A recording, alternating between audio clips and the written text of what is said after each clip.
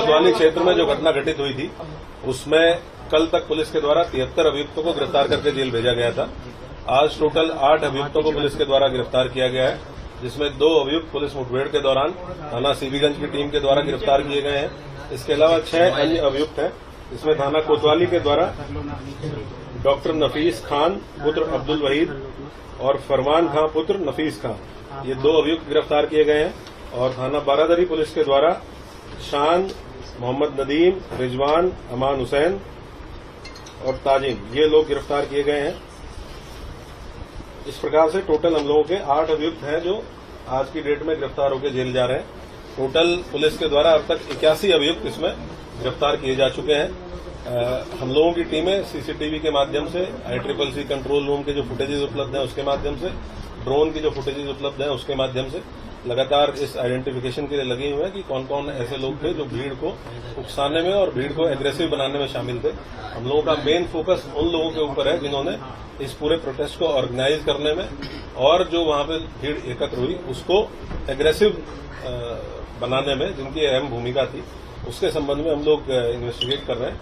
जो भी और लोग इसमें इस तरह की भूमिका में प्रकाश में आएंगे हम लोग उसके खिलाफ कार्रवाई करेंगे। सर, ये जानकारी मिली कि ये सुबह जब वीडियो अपील जारी हुई उसके बाद नमाज का समय चेंज करते हुए अक्रॉस द सिटी 1 बजे कर दिया गया था और उसके यही अपील भी अलग अलग व्हाट्सएप ग्रुप्स के माध्यम से की गई थी। 1 बजे के बाद नमाज पढ़ने के बाद लोग 2:30 बजे नौमेला मस्जिद पर इकट्ठा हो और वहां से इस्लामिया ग्राउंड कूच किया जाएगा, जो कि जो मैंने पहले भी बताया आपको कि सिंगल पॉइंट था इस्लामिया ग्राउंड, जहां पहुंचने के लिए लोगों के द्वारा अपील की गई। धारा 144 या धारा 163 BNSS जनपद में लागू है और उसका ये DM जिला मजिस्ट्रेट के द्वारा लागू की गई है, उसका पूर्णतः अनुपालन हम लोग सुनिश्चित करेंगे, तो उसी का अनुपालन किया जा रहा है। डॉक्टर नफीस ने सब पूछताछ में क्या बताया कि कब से प्लानिंग चल रही थी इस पूरे बवाल को करने की, कहां से लोग बुलाए गए थे? जो कोतवाली पुलिस के द्वारा गिरफ्तार किया गया है डॉक्टर नफीस और उनका पुत्र, इससे पूछताछ में ये बातें प्रकाश में आई है कि 19 तारीख को जब ये अपील जारी की गई लगभग 1 हफ्ता पहले, और उसके बाद लगातार संवाद स्थापित किया गया और बताया गया कि इस प्रकार का कोई भी कार्यक्रम लॉ एंड ऑर्डर के पॉइंट ऑफ व्यू से, क्योंकि त्योहारों का समय है और उसके साथ साथ पहले भी इस तरह के जब कार्यक्रम हुए हैं तो काफी समस्याएं पैदा हुई हैं, बहुत घटनाएं हुई हैं, तो इसको करना उचित नहीं रहेगा, इसलिए इसकी अनुमति नहीं दी गई। और हम लोगों को आशंका थी कि बाहर के भी लोग इसमें पार्टिसिपेट करके और वायलेंस कर सकते हैं, ये सारी चीजें बताई गई। उसके बावजूद भी जब ये नहीं किया गया तो पहले दिन जो ये डॉक्टर नफीस है, इसका लड़का फेसबुक पेज है जो IMC का, उसको संचालित करता था, ये बात इनसे पूछताछ में सामने आई है।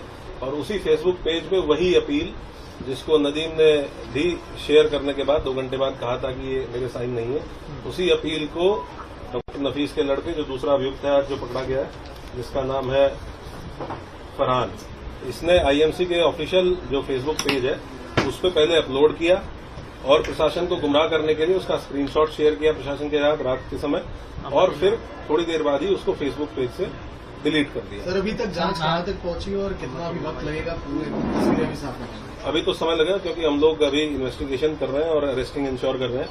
उसके साथ साथ अलग अलग टीमें, उसके साथ साथ जनपद में त्योहार का समय है तो हम लोग लॉ एंड ऑर्डर ड्यूटीज में भी काफी फोर्स हमारी एंगेज है, बाहर से भी काफी फोर्स लगी हुई है। और जैसे जैसे हम लोग डेली बेसिस पे शाम को आपके साथ सारी प्रोग्रेस शेयर करते हैं, जो भी गिरफ्तारियां हुई, पूछताछ में क्या बातें प्रकाश में आई और जो भी नई चीजें प्रकाश में आती हैं उसके बेसिस पे इन्वेस्टिगेशन को आगे कितने लोग यहाँ पर आए थे और उन्होंने इस हिंसा को, ये नंबर तो आपको जब इन्वेस्टिगेशन कंप्लीट हो जाएगी तभी दे पाएंगे कितने लोग, लेकिन डेफिनेटली जो अब तक गिरफ्तार हुए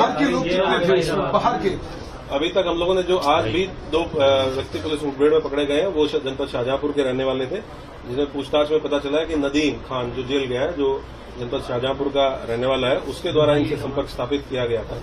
और बाकी भी हम लोग पता कर रहे हैं, हम लोग सर्विलांस के माध्यम से भी। पश्चिम बंगाल और बिहार के कितने लोग हैं इसमें? जो लोग जेल गए हैं उसमें से कुछ लोग पश्चिम बंगाल और बिहार के रहने वाले हैं, मतलब 3 लोग ऐसे हैं जो अन्य प्रदेशों के रहने वाले हैं।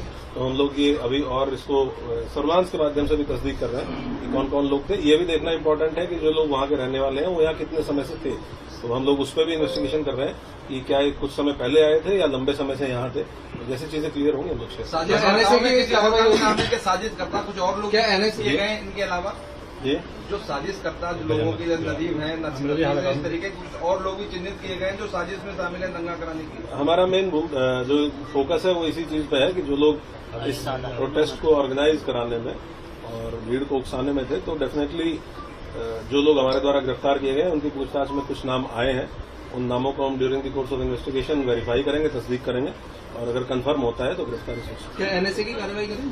है। अभी तो हमारी इन्वेस्टिगेशन चल रही है और एनएसए की कार्रवाई परिस्थितियों को देखते हुए तत्कालीन समय जनपद में जो परिस्थितियां होती हैं उनको देखते हुए की जाती है। अभी हम लोग इस पॉइंट पर इन्वेस्टिगेट कर रहे हैं कि ये घटना किस प्रकार से हुई, किसके द्वारा की गई। क्या इन आरोपियों की संपत्ति चिन्हीकरण हो रही है सर? अभी हमारा फोकस पूरा का पूरा इस इन्वेस्टिगेशन पे है कि घटना किस प्रकार से हुई और घटना कारित करने वाले और कराने वाले कौन लोग थे और जनपद में कानून व्यवस्था सामान्य रहे, ये दोनों चीजें हमारे फोकस पर हैं। सर एक और